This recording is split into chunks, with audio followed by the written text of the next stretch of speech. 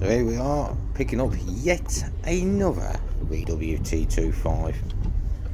Now I've seen this on Facebook, a reasonable price, and went out to go and have a look at it.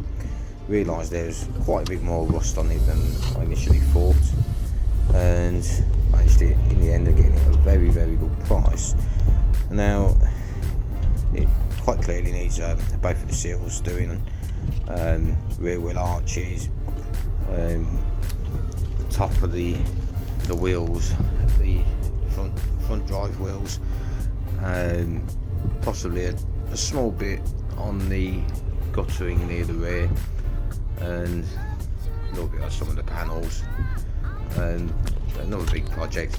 I mean, this is a 2 litre water cooled engine, and it also has an LPG conversion on it.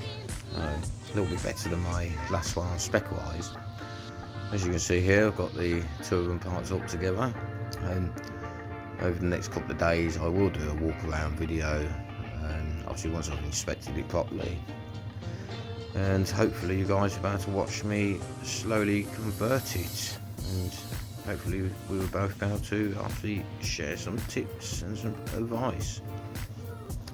Now, one thing for definite, and I think you're all going to agree, that interior is definitely going, without any shadow of a doubt, and nobody's going to talk me around into keeping it.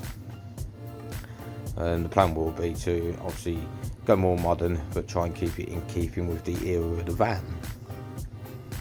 Obviously the interior design is obviously going to be a long way off, because there's a lot of welding to be done.